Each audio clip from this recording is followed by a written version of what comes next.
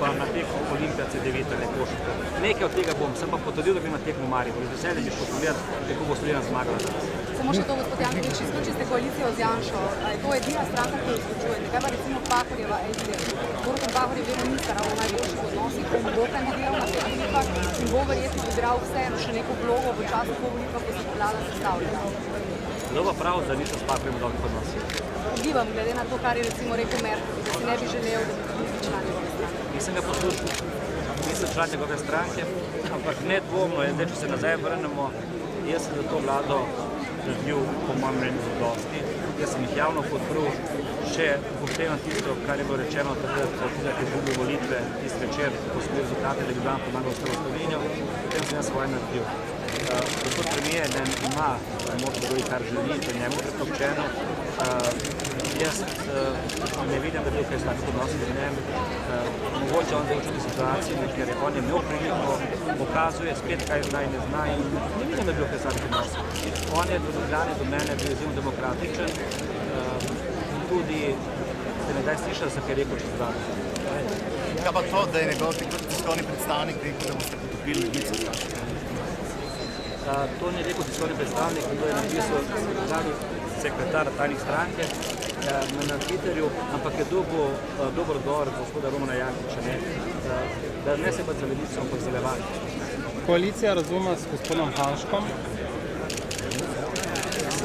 Vsem. Zelo jasno. Vsem je enega razloga, da nosi Levice kaj osebnega, ampak v principu včeraj je dr. Kenda povedal vse tiste, lahko ponavljam, 4 oziroma 5 razlogov, zakaj ne, ampak smisel je to, da v tej svoji praksi je pokazal, da eno govori, drugo dela.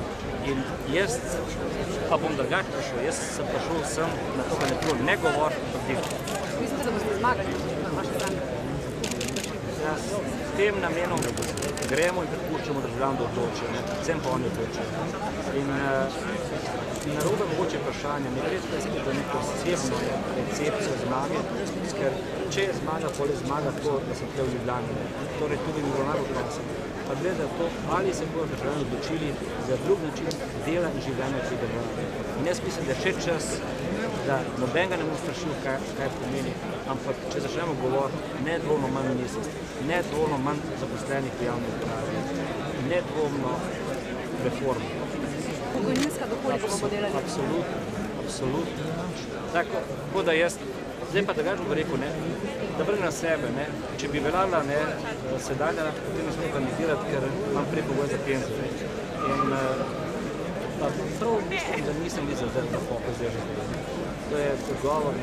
In treba pač upoštevati tiste pravila, ki veljajo v Evropi, ne na svetu v Evropi, kar velja za Evropo. Predvsem moramo poiskati svoje prednosti, ker je kot mala država, moramo biti bolj fleksibilni in boljši od drugih, da lahko tekmujemo. In nikomu ne priznam, brez zamere, da je boljši od nas, dokaj ne pokaže. Ni boljšega mesta in lepšega mesta v Ljubljani. Povejte mi, dajmo se takoj izgovarjati, kje v Evropi zberite na glavnih mest, pa se začnemo govoriti, kje so naše prednosti. Ljubljana zelena 50%, čista, prijazna. Konec koncev 11. najvarnejše mesto na svetu. Na svetu, z vsemi mesti na 200.000 prebivalcev. Dragi moji, če to ni zadostne za to lepo življenje in da se lahko sprehodiš čez dan, mirno ali pa po noč, brez kakšnih koli ovir. Vprašajte tujce, če bi da, vprašajte ambasador, kaj minulih dan. Način dela, ki je bil v Mercatorju, v Ljubljani, bo enak tudi v Sloveniji, če bom dobil to priliko. Ta prilika se pa dobi z dobrim rezultatom na volitvi. Kaj pa dober rezultat, bomo pa še videli. Gospod Janković, kaj je glavni? Ne vem ga še. Ne vem ga še, nisem omenil. Bodo na vaši listi tudi lokalni gospodarstveniki? Ne, odprti smo. Boste pridobili?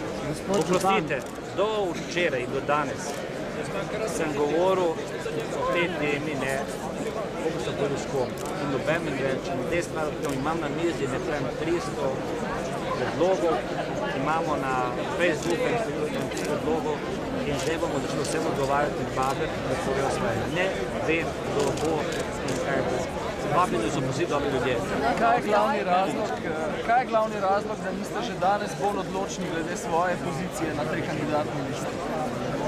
Ne, jaz sem zelo odločen pri sebi, pa glavni razlog je to, da sem se naučil, ne, da me ne bo se pa spet vlekel za besedo in imam pa čas do 9. novembra to sporočim. Ne razumem. Gospod župan, jaz bi vas nekaj prosil. Jaz sem vam napovedal, če se spomnite, 65% in vas zelo spoštujem in poznam vse stranke, kako sami veste, Ljubljančani vas bojo pogrešali, da ste v Ivanju Hribarju največ naredili.